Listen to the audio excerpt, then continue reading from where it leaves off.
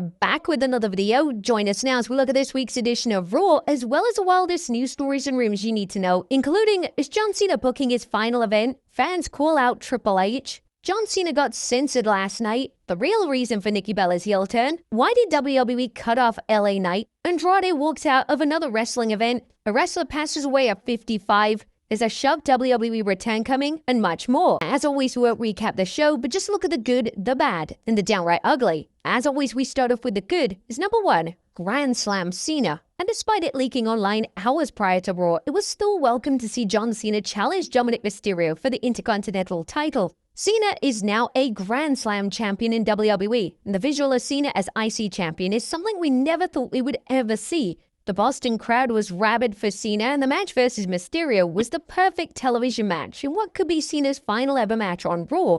Mysterio had a decent reign with the title, and it now looks like he'll be rekindling his feud with Father Rey Mysterio, who also had a hilarious reaction after the match, just basically saying "lol" on Twitter. Now, in relation to Cena, it's been rumored that he could be part of the men's War Games matchup, but with him now being reigning IC champion, a title defense isn't out of the question. Number 2, Cena Tournament. The tournament to determine John Cena's final opponent was a tremendous idea. Tournaments always work extremely well on TV format, and last night saw Sheamus and Rusev advance. It was also revealed that Gunther is set to return to action after a serious nose injury, and in the tournament, he'll be wrestling one of the brightest young talents in the entire company, Javon Evans. Yeah, this guy is facing Gunther at the age of 21. It's been widely reported that Gunther vs. Cena is the plan for Cena's final ever matchup, but it's entirely possible that WWE have changed course. It would still be awesome to see Sheamus win it all and then become Intercontinental Champion, and also have him finally become Grand Slam Champion as well. Number 3, Cody on Raw. Cody Rhodes on Raw just feels like a completely different animal. The Raw brand just suits Rhodes' character, and he was brought onto the show to be part of Team CM Punk for War Games. Granted, Rhodes being involved in the Vision storyline is kind of random, but with Drew McIntyre being off TV to film a movie, it makes sense to use the WWE Champion in this kind of role. Number 4, Nikki turns. Nikki Bella is once again a heel as she turned on Stephanie Vaquer on Raw. This was being teased heavily on TV, but sometimes the most predictable booking plan is the most sensible one. Nikki thrives as a heel, and she gives Vaquer a credible and legitimate name to face for the world title, even though Nikki's lost the last 3 of her championship matches. There's no news of yet in relation to when their 1v1 matchup will be, but Survivor Series in a few weeks' time looks to be a logical destination for the match. I guess rewatching the footage, we now know the real reason why Nikki turned on Stephanie Vaquer. Did you notice how pally she was with John Cena backstage? Must have been the reason, right? She really said, "You can look, but you can't touch." Number 5, a Regal cameo. William Regal made his hilarious backstage cameo on Raw. He appeared in the backstage segment with numerous top Raw stars to scream War Games at the top of his lungs. It's always great to see the wrestling legend on WWE TV. Number 6, Ripley is back. Now at last, Rhea Ripley is back, as she made the save for Io Sky during the closing moments of Raw. Ripley is now sporting a mask due to her nose injury. Ripley is expected to be part of the babyface side of the Women's War Games match. Now that Ripley is back in the mix, the women's division has never been more stacked. And new champions crown. We have new women's tag team champions as the Kabuki Warriors captured the gold in Raw's main event. The presentation of the women's tag division has vastly improved since WrestleMania, and this is predominantly down to the involvement of Bliss and Charlotte Flair. Both women have done a stellar job with the titles, and they deserve all the praise in the world for elevating the titles. The key now is for WWE to actually continue this positive momentum and make sure that the titles are regularly featured on television. But that was a good what about the baddest. Number 1, stacked show. It was evident that WWE are putting all their resources and efforts into making Raw the best show it can possibly be. As a viewer of Raw, this is fantastic to see, but unfortunately, SmackDown is being completely annihilated on a weekly basis. Outside of the US title open challenges, SmackDown really doesn't have a single interesting aspect on the show. It would be in WWE's best interest to level the playing fields as we head into 2026. Nothing on the show stood out as downright ugly. The show delivered in all areas, and seeing John Cena finally become a Grand Slam champion was a true highlight of the Triple H era. What did you guys think of the Red Brand last night? Let us know in the comments down below. Now let's move on to the news. Now first story looks at John Cena booking his final event. Now our top story today takes a look at John Cena's final matchup and how the WWE legend has a significant impact on what goes down at Saturday night's main event special next weekend. On Raw last night, Cena announced at the event that WWE will host exhibition matches for NXT and main roster talent, and it turns out that this is Cena's idea. According to Body Slam Plus 5 Patreon, Cena wanted to give talent a huge showcase, and he wants to leave the business in a better place on his way out. In the promo, Cena talks about one chapter closing and it being a night of opportunity for the future of this business. Recently, Cena spent some time at the Performance Center, and he was able to work with the NXT talent, not only share things about the business with them, but also learn from them as well.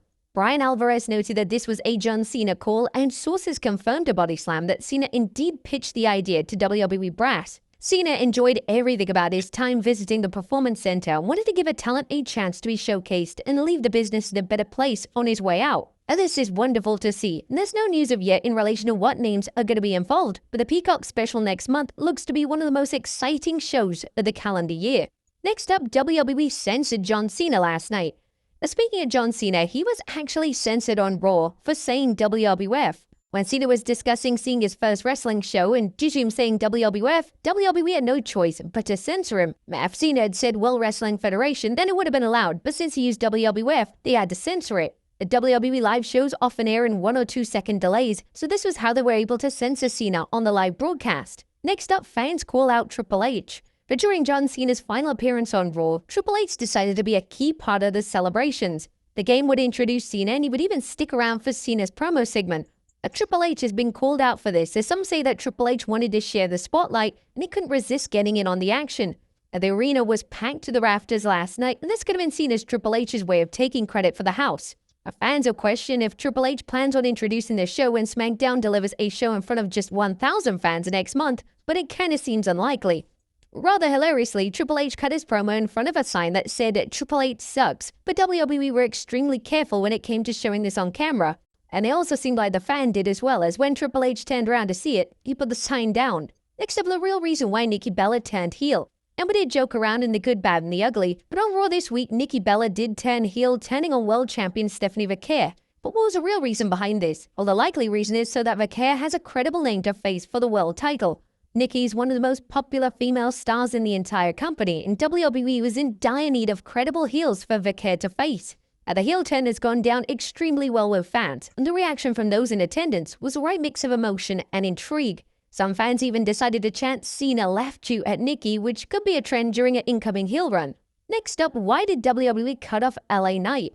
During last night's edition of Raw, LA Knight delivered a promo after John Cena's huge Intercontinental title win. LA Knight even mentioned and congratulated Cena for becoming a Grand Slam champion, and is even involved in the Last Time Is Now tournament, where he's said to take on a mystery opponent that could be from NXT, SmackDown, or even outside WWE. However, fans watching noticed that WWE abruptly cut off the star while he was still finishing off his promo. And funny enough, it ended on "Your time is up and my time is..." Some fans believe that WWE is punishing LA Knight for holding up a sign that read "We want LA Knight, not Jey Uso," and it showed vividly on screen. This and also the fact that LA Knight has been involved in the Vision storyline drama, but will not be in the War Games match this year. Whilst rumors of Knight having heat for the situation have been debunked by Fightful, the reason behind WWE cutting him off seemed to be simpler than that. Knight was cutting a Netflix promo, and superstars, whether they are Grayson Waller, Maxine Dupree, Kofi Kingston, or here LA Knight, they have to deliver the promo within a certain time. A fan managed to capture a photo of the timer that Knight has to deliver the promo within, and he certainly went over that time, and WWE was just then forced to cut him off. So whilst fans think that he's being punished, it's really not that case. Next up, WWE teasing a mystery opponent. Solo Sikoa will take part in the John Cena tournament next week on Raw, and he's set to face a mystery individual. This is similar to the booking of the LA Knight match, as we still don't know who the popular star will face on SmackDown this week. Fans on social media have been speculating on who this opponent could be. Popular suggestions include Chris Jericho and Edge, but both of those names are currently under AEW contracts, even though it's widely believed that Jericho will be joining WWE next year. It's possible that WWE uses names from NXT such as Oba Femi or Ethan Page, or could even begin to use TNA talent such as Joe Hendry and Dolph Ziggler. Cena did state that names from outside the WWE would be involved in the tournament, and these are the types of stars that are likely to be featured.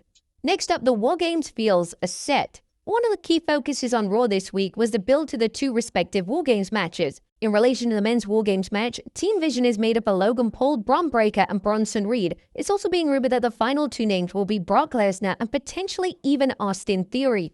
When it comes to Team CM Punk, his team is made up of Punk, Jey Uso, Cody Rhodes, and the final 2 names are rumored to be John Cena and Roman Reigns. However, these plans could have changed, and it makes zero sense to not have LA Knight in the team, especially with them feuding with the Vision stable for 6 whole months. And the women's match is a little more complex. The heel side is likely to see the Kabuki Warriors, a Lash legend, Nia Jax, and another heel likely to be Becky Lynch, versus the all-star team of Rhea Ripley, Io Sky, Charlotte Flair, Alexa Bliss, and a fellow babyface. This fellow babyface is heavily rumored to be AJ Lee, but with AJ Lee disappearing from WWE TV since WrestlePalooza, it's unclear if she's set to return to WWE TV anytime soon. Next up, Andrade walks out of another wrestling show. A former WWE star Andrade reportedly walked out of a recent show. According to Dave Meltzer on the latest Wrestling Observer Radio, Andrade was booked for the Crash 14 Aniversario wrestling show, and he decided to leave after signing autographs. Andrade was on the show, probably the main attraction on the show. He was there signing autographs, and then he left. The only thing that we heard was that he was unhappy, so I don't know what the story is.